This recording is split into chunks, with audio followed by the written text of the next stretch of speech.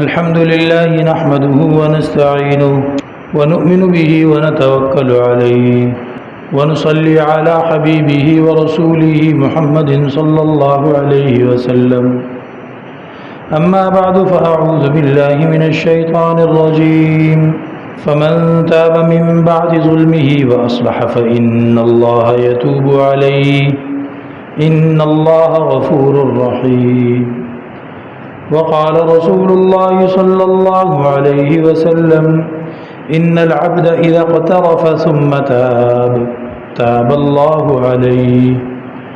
صدق الله مولانا العظيم وصدق رسوله النبي الكريم ونحن على ذلك لمن الشاهدين والشاكرين والحمد لله رب العالمین. انسان خطاؤں کا پتلا ہے اور غلطی تقاضۂ بشری ہے. پرانے بوڑھے کہا کرتے تھے بھول چوک انسان سے ہی ہوتی ہے، بھول چوک انسان سے ہی ہوتی ہے، جس کا مطلب یہی ہے کہ سوائے انبیاء علیہم السلام کے کہ جن کو اللہ تعالیٰ نے خاص حفاظت کے ذریعے سے معصومیت کا درجہ عطا فرمایا، انبیاء علیہم السلام کے علاوہ ساری مخلوق، سارے انسان مرد و عورت وہ گناہ کر لیں، ان سے یہ قرین قیاس ہے، ان سے یہ متوقع ہے، وہ گناہ کر سکتے ہیں، لیکن اجازت نہیں ہے، منع ہے گناہ کرنا. اور منع اسی کو کیا جاتا ہے جو کسی کام کو کر سکتا ہو. ایک شخص اگر اندھا ہے تو کیا آپ اس کو کہیں گے کہ اس طرف مت دیکھنا؟ آپ اسی کو کہیں گے جو دیکھ سکتا ہے. جو دیکھ ہی نہیں سکتا اسے آپ نے کہا کہ اس طرف مت دیکھنا تو لوگ آپ کو بے وقوف قرار دیں گے. جو بات کر ہی نہیں سکتا آپ نے اس سے کہا کہ فلاں چیز کے بارے میں بات نہ کرنا تو لوگ آپ کو بے وقوف قرار دیں گے. ہاں، جو بات کر سکتا ہے اسے آپ منع کریں گے کہ دیکھو تم کر سکتے ہو بات، اس لیے منع کر رہا ہوں، کرنا مت. تو انسان خطا کا پتلا ہے، اس سے غلطی گناہ سرزد ہو سکتے ہیں، لیکن منع ہے، گناہ کرنا اس کے لیے منع ہے. اب اس سے پتہ چلا کہ جب وہ کر سکتا ہے اور اللہ رب العزت نے منع کیا ہے گناہ کرنے سے، تو بعض دفعہ ایسا ہوگا کہ گناہ وہ کر بیٹھے گا، گناہ اس سے ہو جائے گا. تو اللہ رب العزت نے اس وبا، اس خرابی، اس نقصان کی ریکوری کے لیے توبہ بہترین عبادت عطا فرمائی ہے، جس کو توبہ کہتے ہیں. توبہ کے ذریعے سے انسان اپنے گناہوں کو اللہ تعالیٰ سے معاف کروا لیتا ہے. توبہ وہ چیز ہے کہ جس کے ذریعے سے بندہ اللہ تعالیٰ کی طرف رجوع کر لیتا ہے، اللہ تعالیٰ کو دوبارہ منانے کی آفیشل اور قانونی اور باضابطہ کوشش کر لیتا ہے. اور اللہ رب العزت اگر اس کی توبہ کو قبول فرما لے تو اللہ غفار الذنوب ہے، ستار العیوب ہے. اللہ رب العزت اس کے عیبوں کو، اس کے گناہوں کو چھپا بھی لیتا ہے اور اس کے گناہوں کو معاف بھی فرما دیتا ہے. اور اس توبہ کی بڑی ترغیب اور تشویق اور فضیلت قرآن و سنت میں بیان کی گئی ہے، واضح کی گئی ہے. اللہ رب العزت نے اس توبہ کے ذریعے سے انسان کو آخرت میں، اگر انسان دنیا میں توبہ کر لے اور توبہ کرنے میں کامیاب ہو جائے، اپنی توبہ اللہ تعالیٰ سے منوا لے، تو اللہ تعالیٰ اسی توبہ کی وجہ سے آخرت میں اس کے درجات بھی بلند فرما دیتا ہے. اس کے درجات بھی اللہ تعالیٰ بلند فرما دیتا ہے اور اس کو اللہ کے نزدیک زلفیٰ و حسن مآب، اچھا انجام اور اچھا ٹھکانہ وہ دلوا سکتی ہے. یہ توبہ کی عبادت ایسی عظیم الشان عبادت ہے. اگر کوئی شخص یہ چاہتا ہے کہ وہ اللہ رب العزت کے عاشقوں کی لائن میں، اللہ رب العزت کے عاشقوں کی لسٹ میں اپنے آپ کو رجسٹرڈ کروا دے، فرشتوں کی کمیونٹی میں، فرشتوں کے ہاں یہ شمار کیا جانے لگے کہ اللہ کے ولیوں میں سے یہ شخص بھی ہے، تو اللہ کے ولیوں کی لسٹ میں شامل ہونے کا سب سے پہلا قدم وہ گناہوں سے توبہ ہے۔ گناہوں سے توبہ کر لی، اس کے بارے میں سنجیدہ ہے اور سچے دل سے گناہوں سے توبہ کر لی، یہ سالکین میں شامل ہو گیا۔ اب اس کا رخ، اس کی ڈائریکشن، اس کا راستہ وہ درست ہو گیا۔ اب اس کی ہمت ہے کہ یہ کتنا چل سکتا ہے، کتنی تیز چل سکتا ہے اور کتنی دور تک اللہ کی طرف پہنچنے کے لیے چل سکتا ہے، لیکن کیا ہے کہ وہ صحیح سمت اور صحیح رخ پہ آ چکا ہے۔ تو توبہ ایسی چیز ہے جو انسان کا قبلہ درست کر دیتی ہے اور انسان کو اللہ تعالیٰ سے دوستی اور تعلق بنانے والوں کی فہرست میں شامل کر دیتی ہے۔ اور اگر کسی نے اللہ کی بارگاہ میں نجات، کامیابی، سرخروئی حاصل کر لی ہے، جیسا کہ صحابہ کرام، جیسا کہ بعض وہ بزرگان دین، علماء اور مشائخ کہ جن کو ان کی وفات کے بعد کئی نیک لوگوں نے ملتے جلتے خوابوں میں دیکھا، جن خوابوں کا مطلب یہی تھا کہ اللہ تعالیٰ نے ان کو معاف کر دیا اور ان کو نجات دے دی اور وہ کامیاب ہو گئے، تو ان حضرات کے بارے میں بھی یہی پتہ چلا کہ اللہ کی طرف رجوع کرنے نے، توبہ کرنے نے ان کا وہ مشکل راستہ جو ہے اس کو آسان کیا تھا اور ان کو کامیاب کروایا۔ توبہ ایسی عظیم الشان عبادت ہے کہ اللہ رب العزت نے جتنے لوگوں کو اپنا مقرب بنایا، ان میں سے سوا انبیاء علیہم السلام کے کہ وہ تو گناہوں سے پاک ہی ہوتے ہیں، باقی تمام انسانوں کو توبہ کے ذریعے ہی اللہ تعالیٰ کا قرب نصیب ہوا۔ اور توبہ کی اسی اہمیت کی بنا پر آپ قرآن کریم میں کئی جگہ دیکھیں گے کہ اللہ کے نبی بھی توبہ کرتے ہیں، حالانکہ وہ معصوم ہیں، وہ بھی توبہ کرتے ہیں، کیونکہ توبہ کا جو اجر و ثواب ہے اس سے تو بہرحال نبی بھی بے پرواہ اور بے نیاز نہیں ہو سکتا۔ تو نبی کو بھی مزید اللہ سے ثواب کمانا ہے، اس لیے ہمارے پیارے حضور حضرت محمد صلی اللہ علیہ وسلم کی صحیح حدیث ہے، فرمایا کہ اے لوگو، اللہ کے سامنے اپنے گناہ بخشوانے کی دعا مانگا کرو اور اللہ کی طرف توبہ اور رجوع کیا کرو۔ دیکھو میں ایک دن میں 70 مرتبہ توبہ کرتا ہوں، ایک دن میں 70 مرتبہ توبہ کرتا ہوں۔ ہم تو شاید ایک سال میں بھی 70 مرتبہ نہیں کرتے ہوں گے، یہ بڑی غفلت کی بات ہے، یہ بڑی محرومی کی بات ہے۔ انسان توبہ استغفار کرنے کی وجہ سے اللہ جل شانہ کے بہت قریب ہو جاتا ہے اور اللہ جل شانہ کے خاص اور خصوصی رحمت کو حاصل کرنے والا وہ بن جاتا ہے۔ تو نبی کریم علیہ السلام وہ اللہ رب العزت کی بارگاہ میں توبہ فرما رہے ہیں۔ حضرت یونس علیہ السلام فلولا انہ کان من المسبحین للبث فی بطنہ الی یوم یبعثون، کیا فرما رہے ہیں؟ لا الہ الا انت سبحانک انی کنت من الظالمین۔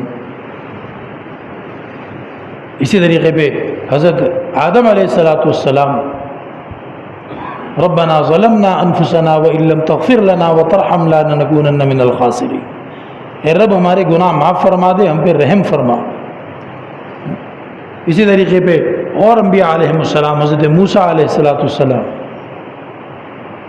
ان اکون ظہیرا للمجرمین، اے اللہ تو مجھے معاف کر دے، میں توبہ کرتا ہوں، میں دوبارہ کسی مجرم کی طرف سے کھڑا ہونے والا نہیں بنوں گا۔ تو تمام انبیاء علیہم السلام اللہ تعالیٰ سے توبہ کرنے والے۔ بعض مرتبہ لوگ یہ کہتے ہیں کہ ہم نے کون سا گناہ کیا ہے، ہم نے کون سا گناہ، ایسی جہالت ہوتی ہے لوگوں کے ذہن میں، دین کو نہ سیکھنے، انبیاء اور صحابہ کرام کی زندگیوں کو نہ سننے اور نہ پڑھنے کی وجہ سے ایسی جہالت ہوتی ہے۔ ایک صاحب سے عرض کیا کہ جی استغفار کی کثرت کیا کریں۔ تو وہ چونک گئے اور کہنے لگے کیوں، میں نے کون سا گناہ کیا ہے؟ تو یہ جہالت کی بات ہے۔ انبیاء علیہم السلام توبہ کرنے کو پسند فرماتے تھے، استغفار کرنے کو پسند فرماتے تھے۔ جب آپ استغفار کرتے ہیں تو آپ اس بات کا اعتراف کرتے ہیں کہ یا اللہ تیرا جو حق مجھ پر تھا کہ میں تیری ایسی عبادت کرتا کہ تیری بالکل شان کے مطابق ہوتی، تیرا پورا پورا حق میں ادا کر پاتا، وہ مجھ سے نہیں ہوا۔ اس پر توبہ استغفار کرنی چاہیے۔ اور اللہ رب العزت کا حق تو کوئی ادا کر ہی نہیں سکتا۔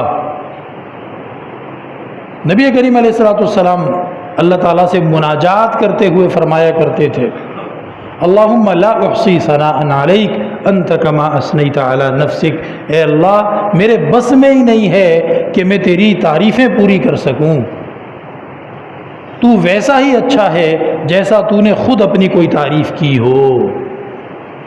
تو جب حضرت محمد صلی اللہ علیہ وسلم جیسے جلیل القدر امام المرسلین سید الانبیاء محبوب کبریا وہ اعتراف کر رہے ہیں کہ یا اللہ میں تیری تعریفوں کا حق ادا نہیں کر سکتا، تو میں اور آپ کیسے سمجھ بیٹھتے ہیں اور ہم پوچھتے ہیں کہ جی ہم نے کون سا گناہ کیا ہے جو ہم توبہ استغفار کریں؟ ہماری تو مثال اس جولاہے کی ہے۔ جولاہا اس نے کبھی تہجد کی نماز نہیں پڑھی تھی۔ اس دور میں 5 وقت کی نماز تو سب مسجد میں پہنچ کے پڑھتے تھے، چاہے نیک ہو چاہے بدماش ہو، جماعت کی نماز سے کوئی بھی ناغہ نہیں کرتا تھا، لیکن تہجد صرف نیک لوگ پڑھتے تھے۔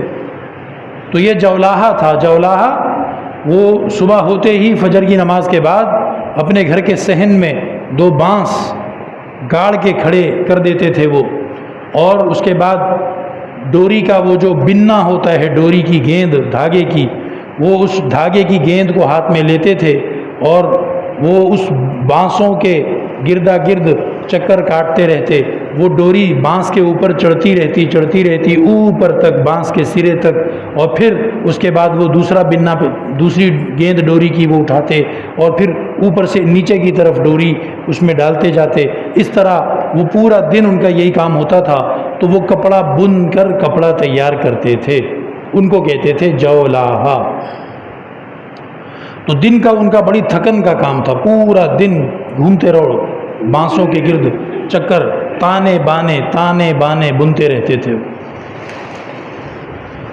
تو تہجد پڑھنے کی ہمت نہیں ہوتی تھی، اور کچھ ویسے بھی ہم جیسا کوئی غافل آدمی ہوگا، بس اللہ ہمیں معاف کرے، غافل بندے کی کبھی آنکھ کھل بھی جاتی ہے نا تہجد کے ٹائم، تو وہ سوچتا ہے یار ابھی تو بڑی نیند آ رہی ہے، کل سے شروع کروں گا، پھر سو جاتا ہے۔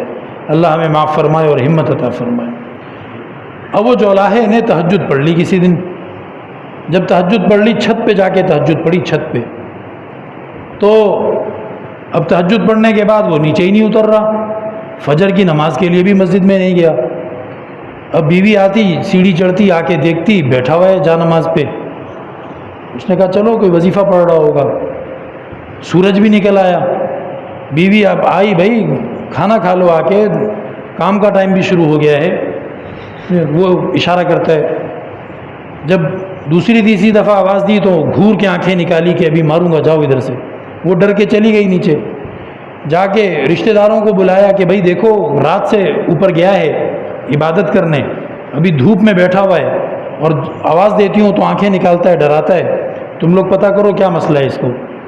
تو اس کے کزن بھائی وغیرہ آ گئے، انہوں نے اس کو آ کے بولا بھائی چل نیچے، وہ ان کو بھی اشارے کر رہا ہے کہ چپ رہو، بات نہیں کرو۔ انہوں نے پکڑا، زبردستی گھسیٹ کے نیچے لانے لگے، تو بولا سارا میرا کام خراب کر دیا تم لوگوں نے، کام خراب کر دیا۔ بولا کیا کام خراب کر دیا؟ بولا تمہیں پتہ نہیں آج رات میں نے کیا کیا ہے؟ کیا کیا ہے بھائی تو نے؟ میں نے تہجد پڑھی ہے، تہجد پوری 2 رکعت نماز تہجد پڑھی ہے میں نے۔ تو ٹھیک ہے تہجد پڑھ لی، ابھی نیچے آ، کھانا کھا، اپنا کام کر، بندے کپڑا مانگنے آئیں گے۔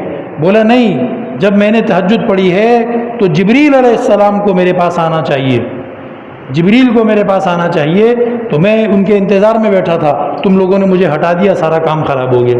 تو یہ لطیفہ مشہور ہو گیا، صلی الحائق رکعتین جلس ینتظر الوحی، کہ جولاہے نے 2 رکعت تہجد کیا پڑھ لی، اب وہ حضرت جبریل کے اور وحی کا انتظار کر رہا ہے کہ مجھ پہ وحی اترے گی۔ تو ہمارا تو یہ حال بنتا جا رہا ہے، اگر کسی نے 2-4 ٹائم پابندی سے نماز پڑھ لی، اب اس کو پورے محلے کے لوگ فاسق فاجر جہنمی گناہگار نظر آ رہے ہیں، اور بعضے تو اتنے اونچے لیول کے ولی بن جاتے ہیں ایک ہفتہ نماز پڑھ کے کہ ان کو مؤذن صاحب بھی جہنمی نظر آتا ہے، امام صاحب بھی جہنمی نظر آتا ہے، اور جناب جو پرانے نمازی ہیں بیچارے مسجد، وہ بھی سارے جہنمی نظر آتے ہیں۔ اس کا سجدہ ٹیڑھا ہے، اس کا رکوع خراب ہے، یہ کھانستا ہے مسجد میں، یہ مسجد میں ایسے کرتا ہے، یہ خارش کر رہا تھا، ان کی نماز صحیح نہیں ہے، یہ میں تو سمجھتا تھا کہ یہ نیک لوگ ہیں، نہیں میں بڑا نیک آدمی، دیکھو میں نماز پڑھتا ہوں صحیح۔ او بھائی، اس سے اچھا تو شاید تو تبھی تھا جب تو نماز نہیں پڑھتا تھا، اللہ معاف کرے۔ تو کہنے کا مقصد یہ ہے کہ توبہ انسان کو نیکی کے باوجود بھی کرنی چاہیے۔ یہ سوال کرنا کہ میں نے کون سا گناہ کیا ہے جو میں توبہ کروں، یہ غفلت اور جہالت کی بات ہے۔ جب اولیاء کرام نے توبہ کی، جب صحابہ کرام نے توبہ کی، جب نبی کریم علیہ السلام کے اہل بیت نے توبہ کی، حضرت علی رضی اللہ تعالیٰ عنہ کے بارے میں آتا ہے، ایک سے زیادہ روایت کرنے والے صحابہ اور تابعین روایت کرتے ہیں کہ حضرت علی رضی اللہ تعالیٰ عنہ بعض مرتبہ جب گھر میں تہجد پڑھتے تھے تو اس کا تو نہیں پتہ، لیکن بعض مرتبہ لوگوں نے دیکھا کہ وہ سفر کے دوران تہجد پڑھ رہے ہیں یا مسجد میں تہجد پڑھ رہے ہیں۔ ایک راوی کہتے ہیں میں نے دیکھا حضرت علی رضی اللہ تعالیٰ عنہ مسجد کے محراب میں تہجد کے بعد دعا مانگ رہے تھے، اور ایسا رو رہے تھے اور ایسا مچل رہے تھے، اور اللہ تعالیٰ کو ایسے ایسے ناموں سے پکار رہے تھے، اور اللہ تعالیٰ سے توبہ استغفار کر رہے تھے۔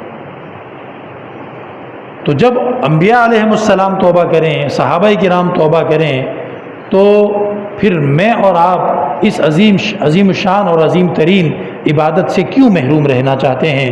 ہمیں ہر وقت توبہ کرنی چاہیے۔ صبح توبہ، شام توبہ، اپنے کرنے کا کام توبہ۔ صبح توبہ، شام توبہ، لب پہ ہو مادام توبہ۔ مادام کا مطلب ہوتا ہے ہمیشہ۔ صبح توبہ، شام توبہ، لب پہ ہو مادام توبہ، با اثر ہو کہ بے اثر ہو، اپنے کرنے کا کام توبہ۔ ابھی 2 دن توبہ استغفار پڑھ لی، اب اس کے بعد چیک کرنے بیٹھ گئے، سنیں جو توبہ استغفار کرے گا اس کے رزق میں برکت ہوگی، جا کے بار بار پیسے گن رہے، یا جناب اور کوئی تھرمامیٹر سیٹ کیے ہوئے ان کے ذریعے ناپ رہے کہ کیا فرق پڑا۔ بھائی بے اثر ہو کہ با اثر ہو، اپنے کرنے کا کام توبہ۔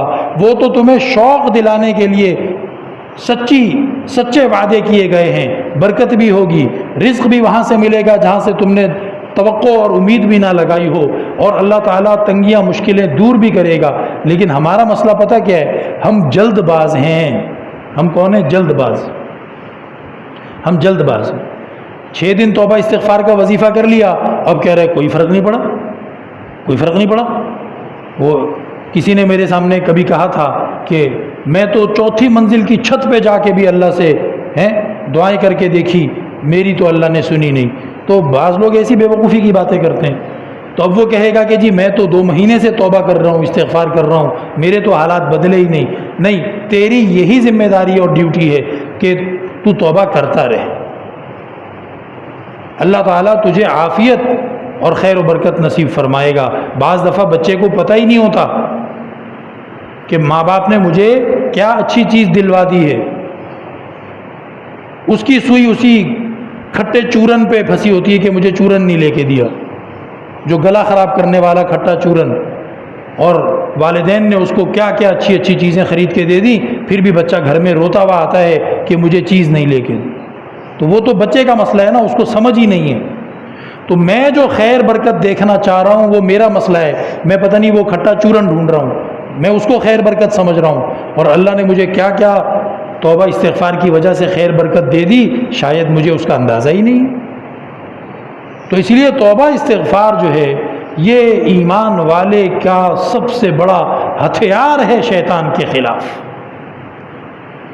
کہتے ہیں شیطان کو سب سے بڑا دھڑکا، سب سے بڑا ڈر، سب سے بڑا خوف یہی لگا رہتا ہے کہ بندہ کہیں توبہ نہ کر لے، توبہ نہ کر لے، اس کو بس یہی ایک خطرہ ہوتا ہے۔ جب گناہگار آدمی توبہ کرتا ہے تو شیطان کی حسرت اور دکھ اور افسوس انتہا پہ پہنچ جاتے ہیں، اور وہ کہتا ہے میری ساری محنت ضائع گئی، میں نے اتنے سال، اتنی راتیں، اتنی صبحیں اس بندے سے اللہ کی نافرمانی کرنے میں پلاننگ کی، محنتیں کی، اس کے آگے پیچھے گھوما، کیسے کیسے اس سے میں نے گناہ کروائے، اور آخر میں اس نے توبہ کر لی، میرا تو سارا کریئر خراب ہو گیا، ساری میری کوششیں ضائع چلی۔ شیطان اگر کسی مسلمان سے ڈرتا ہے تو وہ دو چیزوں سے ڈرتا ہے، بس مسلمان کی دو چیزوں سے۔ ایک اس کی توبہ سے ڈرتا ہے کہ کہیں یہ توبہ نہ کر لے، اسی لیے اب شیطان نے اس زمانے میں نیا طریقہ یہ اختیار کیا ہے کہ وہ گناہوں کو لاجیکلی اچھا بنا کے دکھاتا ہے۔ آج ڈیبیٹ اور مناظرہ اور سوال جواب اس پہ نہیں ہو رہا کہ کیا چیز اللہ رسول نے حرام اور منع کی ہے، کیا چیز اللہ اور رسول نے جائز اور اجازت دی ہے، نہیں، بلکہ اب ڈیبیٹ یہ ہوتا ہے اور سوال جواب یہ اٹھائے جاتے ہیں کہ فلاں کام کرنا غلط کیوں ہے۔ کیوں کا اصل جواب تو یہی تھا کہ اللہ رسول نے منع کیا ہے، لیکن نوجوانوں کو گمراہ کر کے وہ سوال یوں بنا دیا جاتا ہے کہ اس میں کیوں غلط ہے، کیوں ہے۔ اللہ رسول نے تو منع کیا ہوگا، اس کو تو چھوڑو سائڈ پہ، تم خود اپنا سوچ کے بتاؤ کہ یہ اب کیا ہوگا۔